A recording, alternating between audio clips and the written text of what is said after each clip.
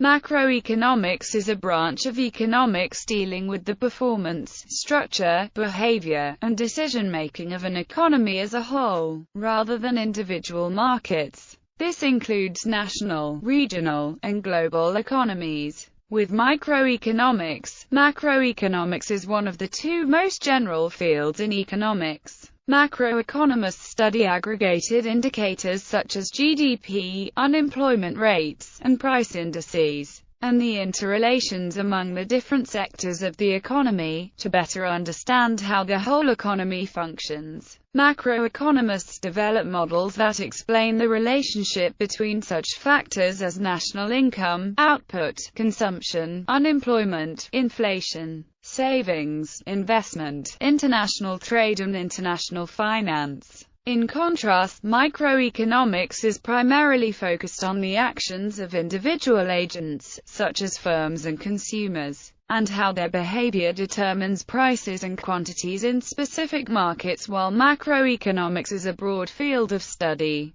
there are two areas of research that are emblematic of the discipline: the attempt to understand the causes and consequences of short-run fluctuations in national income, and the attempt to understand the determinants of long-run economic growth. Macroeconomic models and their forecasts are used by governments to assist in the development and evaluation of economic policy. Basic macroeconomic concepts. Macroeconomics encompasses a variety of concepts and variables, but there are three central topics for macroeconomic research.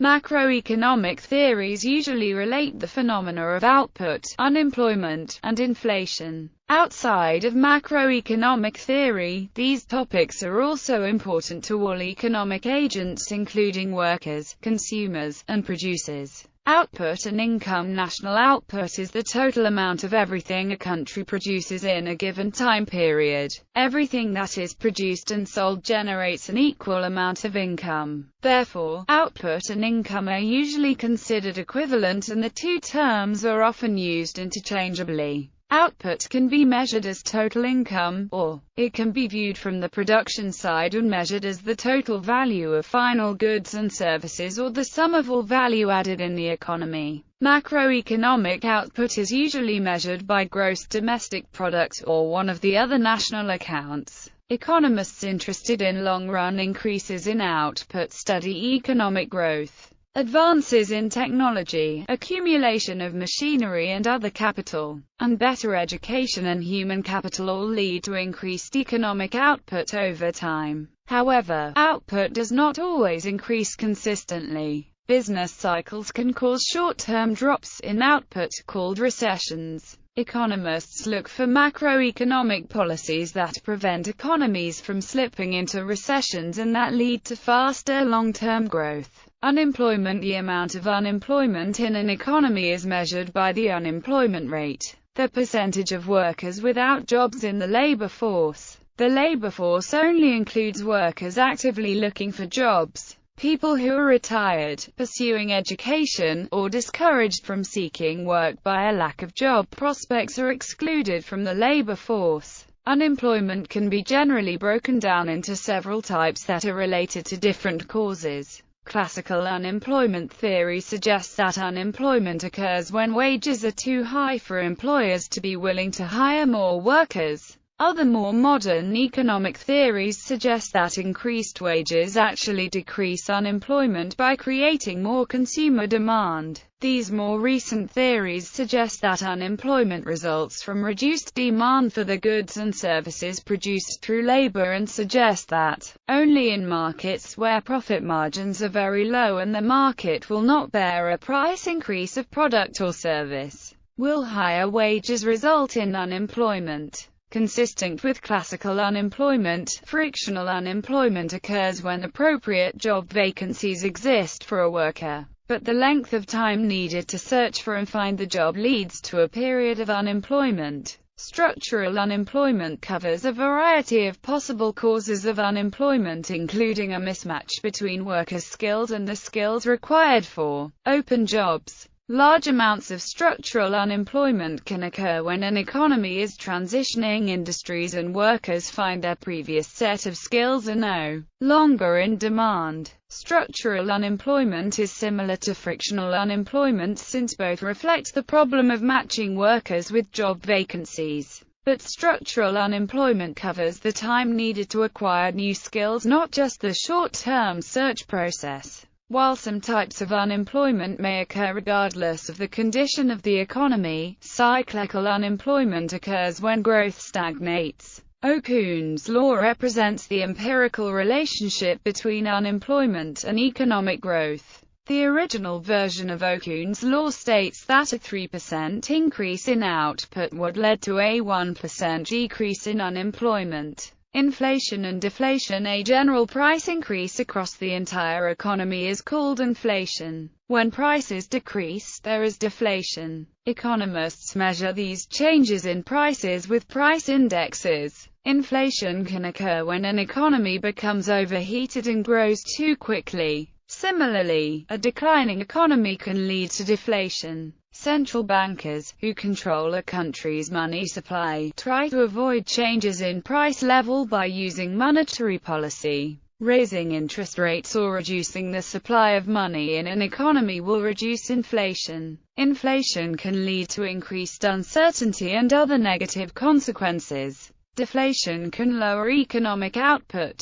Central bankers try to stabilize prices to protect economies from the negative consequences of price changes. Changes in price level may be a result of several factors. The quantity theory of money holds that changes in price level are directly related to changes in the money supply. Most economists believe that this relationship explains long-run changes in the price level. Short-run fluctuations may also be related to monetary factors, but changes in aggregate demand and aggregate supply can also influence price level. For example, a decrease in demand because of a recession can lead to lower price levels and deflation. A negative supply shock, like an oil crisis, lowers aggregate supply and can cause inflation. Macroeconomic models. Aggregate demand, aggregate supply. The ADA's model has become the standard textbook model for explaining the macroeconomy. This model shows the price level and level of real output given the equilibrium in aggregate demand and aggregate supply. The aggregate demand curve's downward slope means that more output is demanded at lower price levels. The downward slope is the result of three effects.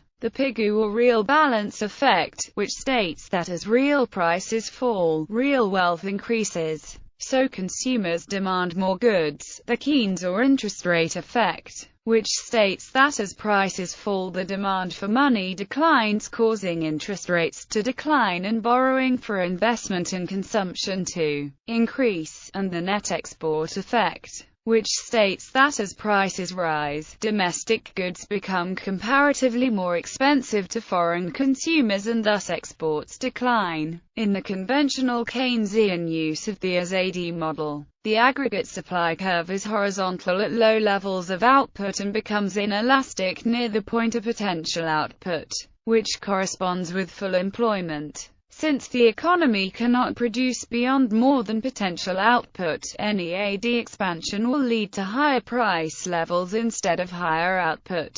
The ADA's diagram can model a variety of macroeconomic phenomena including inflation. When demand for goods exceeds supply, there is an inflationary gap where demand pull inflation occurs and the AD curve shifts upward to a higher price level. When the economy faces higher costs, cost push inflation occurs and the AS curve shifts upward to higher price levels. The AD diagram is also widely used as a pedagogical tool to model the effects of various macroeconomic policies. The ISLM model represents the equilibrium in interest rates and output given by the equilibrium in the goods and money markets. The goods market is represented by the equilibrium in investment and saving, and the money market is represented by the equilibrium between the money supply and liquidity preference. The IS curve consists of the points where investment, given the interest rate, is equal to savings, given output.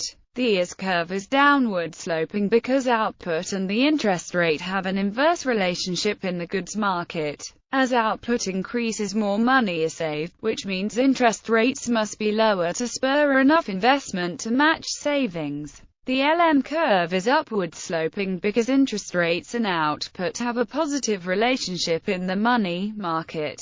As output increases, the demand for money increases, and interest rates increase. The LM model is often used to demonstrate the effects of monetary and fiscal policy. Textbooks frequently use the LM model, but it does not feature the complexities of most modern macroeconomic models. Nevertheless, these models still feature similar relationships to those in LM. Growth models. The neoclassical growth model of Robert Solow has become a common textbook model for explaining economic growth in the long run. The model begins with a production function where national output is the product of two inputs, capital and labor. The Solow model assumes that labor and capital are used at constant rates without the fluctuations in unemployment and capital utilization commonly seen in business cycles. An increase in output, economic growth, can only occur because of an increase in the capital stock, a larger population, or technological advancements that lead to higher productivity. An increase in the savings rate leads to a temporary increase as the economy creates more capital, which adds to output.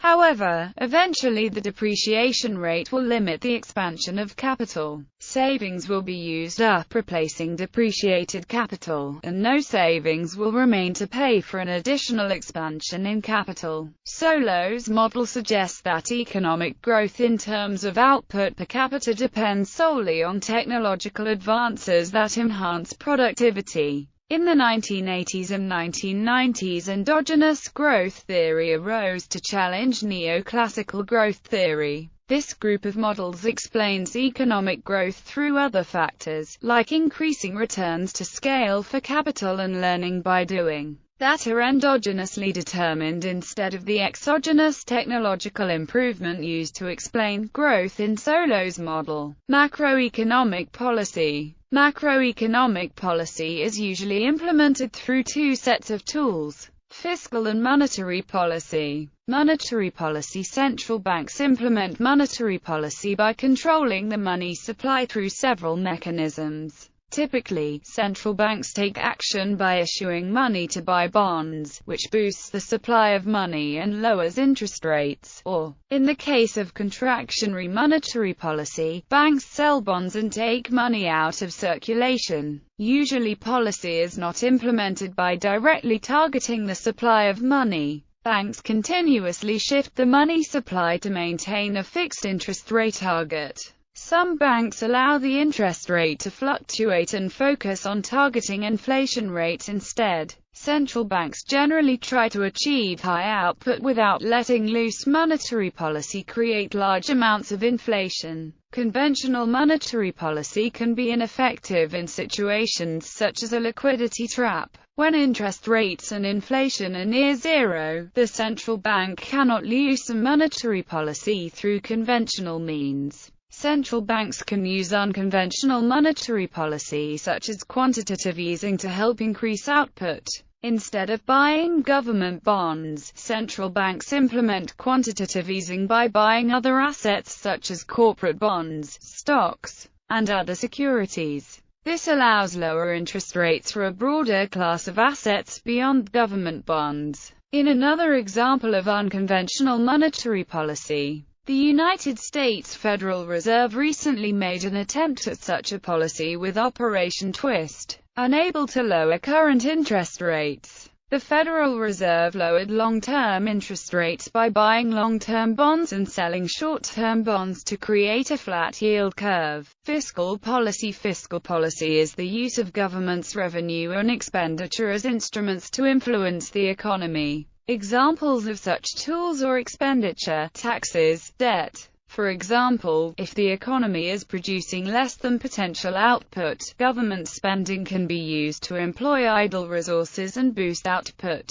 Government spending does not have to make up for the entire output gap. There is a multiplier effect that boosts the impact of government spending. For example, when the government pays for a bridge, the project not only adds the value of the bridge to output, it also allows the bridge workers to increase their consumption and investment, which also help close the output gap. The effects of fiscal policy can be limited by crowding out. When government takes on spending projects, it limits the amount of resources available for the private sector to use. Crowding out occurs when government spending simply replaces private sector output instead of adding additional output to the economy. Crowding out also occurs when government spending raises interest rates, which limits investment. Defenders of fiscal stimulus argue that crowding out is not a concern when the economy is depressed, plenty of resources are left idle, and interest rates are low. Fiscal policy can be implemented through automatic stabilizers. Automatic stabilizers do not suffer from the policy lags of discretionary fiscal policy.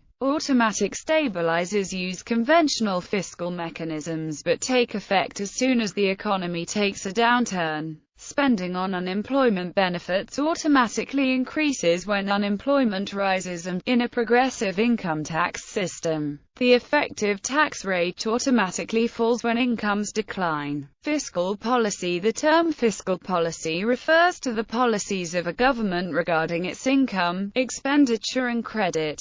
In economics, the government has to bring about some changes in macro variable like income, production, employment, investment, price level, aggregate demand and aggregate supply in order to reach a certain goal. The total policies regarding these roles adopted and practiced by the government is termed as fiscal policy. Therefore, the budgetary measures of government is known as fiscal policy. Aims and objective of fiscal policy. 1. Optimum utilization of resources and achievement of full employment. Is the principal objective of government to ensure the optimum and efficient use of resources and to help to attain full employment situation. The government can provide tax holiday to the important public welfare sector in order to enhance the private investments. On the other hand, the unwanted, unnecessary sectors where public interests are hampered may discourage through increasing taxes. As a result, wastage of resources are minimized and optimization of resources increases investments in less prior sectors are increased. Unemployment decreases, the economy advances to the full employment.